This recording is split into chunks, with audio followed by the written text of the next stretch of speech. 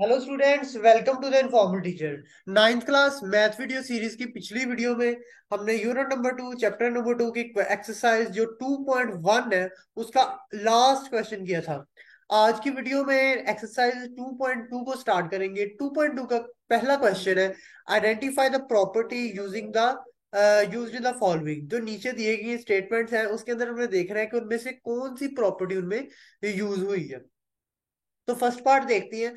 पहला है A plus B is equal to B plus A. ये जो प्रॉपर्टीज होती है ये बहुत इजी है। ये हम देख के भी बता सकते हैं कि कौन सी प्रॉपर्टी जो है यूज हुई है। मैं साथ साथ आपको बताता जाऊंगा ताकि आपको कोई भी मुश्किल पेश ना आए। A plus B is equal to B plus A है, तो हमें पता चल रहा है यहाँ पे प्लस है, यानी कि एडिशन की बात हो रही है। इसका मतलब है A plus B is equal to B plus A है, तो एडिशन की बात हो रही है। और एक क्यूबिटेटिव प्रॉपर्टी, क्यूबिटेटिव किसको कहते हैं? ऐसी प्रॉपर्टी जिसके अंदर ए प्लस बी तो ऐड हो रहा है, दूसरी साइड पे बी प्लस ए ऐड हो रहा है, यानी कि काम जो है वो सेम हो रहा है लेकिन जो प्लेसेस है वो डिफरेंट है। ठीक है, एक में ए प्लस बी है, दूसरे में बी प्लस ए है, तो हम कहेंगे commutative property with respect to addition है। अगला पार्ट देखते हैं। अगला पार्ट के अंदर लिखा हुआ है A B into C is equal to A into B C. यानी कि पहले हमने ए बी को मल्टीप्लाई करना है, उसके बाद सी के साथ मल्टीप्लाई कर देना है। और दूसरी साइड पे है ए को वैसे ही रहने देना है, और बी सी को पहले मल्टीप्लाई करना है, फिर उसके बाद ए के साथ उसको मल्टीप्लाई कर देना है उसके आंसर को। जैसे हम यहाँ पे अगर हम डिजिट्स पे बात करें तो ऐसे होगा कि यहाँ पे 3 इंटू 2 है, और बाहर आप कह लें कि 4 है। ठीक है, या यहाँ पे है 4 बाहर है, ठीक है, और 3 इंटू 2 अंदर है। ये चीज जो है वो सेम ये चीज बन रही है। अब इस तरह की प्रॉपर्टी को हम कहते हैं कि ये एसोसिएटिव प्रॉपर्टी है। ठीक है, जिसके अंदर तीन वैल्यूज आ जाए, ठीक है, और वो मल्टीप्लाई हो रही हो, तो क्या होगा? एसोसिएटिव प्रॉपर्टी होगी और मल्टीप्लाई हो रही है, तो यानी कि विद रिस्पेक्ट टू मल्टीप्लीकेशन ये जो सी है वो मल्टीप्लाई हो रही है तीन वैल्यूज। लेकिन कुछ उनकी जो सीक्वेंस है वो अलहदा है। ठीक है, पहले दो मल्टीप्लाई हो रही है, फिर एक के साथ उसको मल्टीप्लाई करेंगे, फिर एक खाली है और दो मल्टीप्लाई होकर उसके आंसर को एक के साथ मल्टीप्लाई कर देंगे। इस तरह हमने ये दो पार्ट जो कर लिए, एक क्यूबिटेटिव प्रॉपर्टी हमने देख लिया और एसोसिएटिव प्रॉपर्टी देख लिया।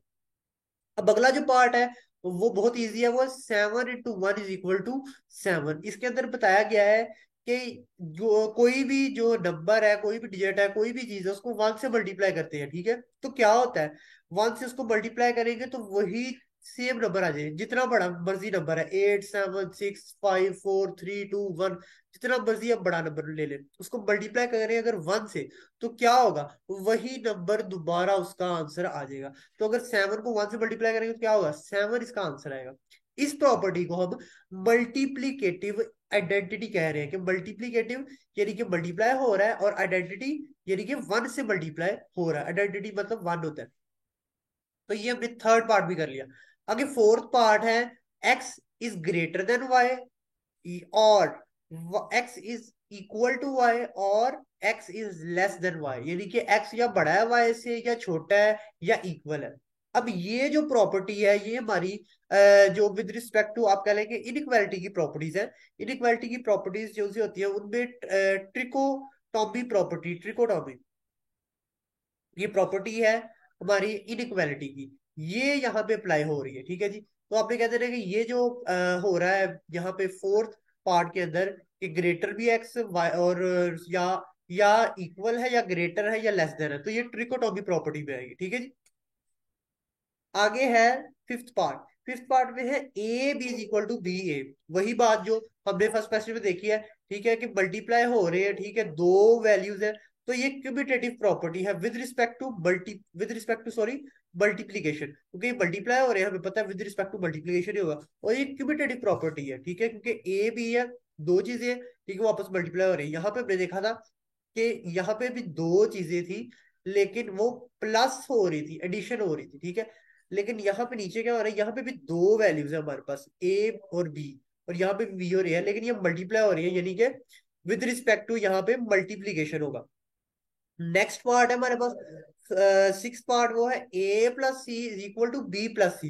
ठीक है जी, तो वो कहता है कि ए प्लस सी है, ए के अंदर आप सी ऐड कर दें, और वो इक्वल होगा बी के अंदर सी आप ऐड कर दें। ठीक है, तो आगे वो किसके इक्वल होगा? ये दोनों चीजें A plus A is equal to B होगा। कैसे? यहाँ पे हमने सी और सी जो है माइनस कर दिया। जैसे आप कह सकते हैं, आप कैंसिल कर देते हैं, ठीक है। जैसे यहाँ पे कहें 5 + 8 इज इक्वल टू 3 + 8। अगर हमने इक्वेशन बैलेंस करनी हो, हम इसको 8 को 8 से काट सकते हैं। कैसे?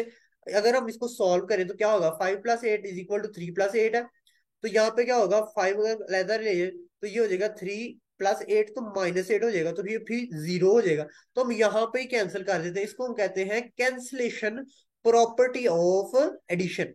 एडिशन की कैंसलेशन प्रॉपर्टी, इसको हम कहते हैं। अगला हमारा जो सेवंथ पार्ट है वो है 5 ± 5। अब ये है एडिटिव इनवर्स। एडिटिव इनवर्स क्या होता है कि जो वैल्यू है उसका ऑपोजिट। ठीक है जी। जैसे ये यहाँ पे +5 है, ठीक है, तो इसके अंदर हमने ऐड किया -5। अगर हम -5 उसके अंदर वही उसकी उल्ट ऐड कर देंगे, ऑपोजिट वैल्यू ऐड कर देंगे, उसका ही इनवर्स ऐड कर देंगे, तो क्या होगा, अगर हम उसका इनवर्स ऐड करेंगे तो उसके जो वैल्यू है वो इक्वल टू 0 आ जाएगी।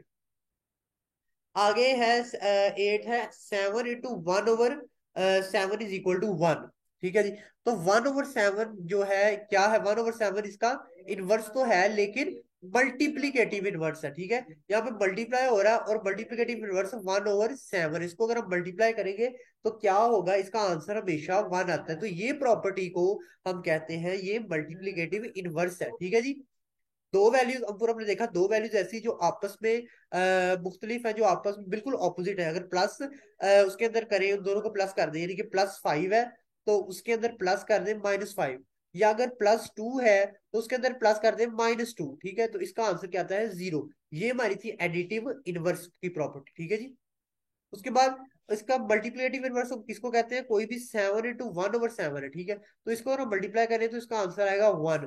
8 × 1/8 है, तो इसका आंसर हमारे पास 1 आएगा। कोई भी वैल्यू है उसको मल्टीप्लाई 1 से करेंगे, उसका मल्टीप्लिकेटिव इनवर्स लेंगे, तो उसकी जो वैल्यू है वो 1 आएगी। उसके बाद जो नाइन्थ वाला है आपका क्वेश्चन, उसके अब ये जो हमारे पास 5 6 7 8 जो ये क्वेश्चन है, ये बहुत इजी, ये हमने कर लिए, ये हमें आ गए हैं, हमें पता चल गए हैं। 7 के अंदर आपको बता दिया मल्टीप्लिकेटिव इनवर्स है। अब जो 7 के अंदर एडिटिव इनवर्स है, 8 के अंदर मल्टीप्लिकेटिव इनवर्स है। 9 जो पार्ट रह गया हमारा, वो लास्ट पार्ट है। लास्ट पार्ट के अंदर वो कहता है कि ए जो है वो ग्रेटर है अगर बी से।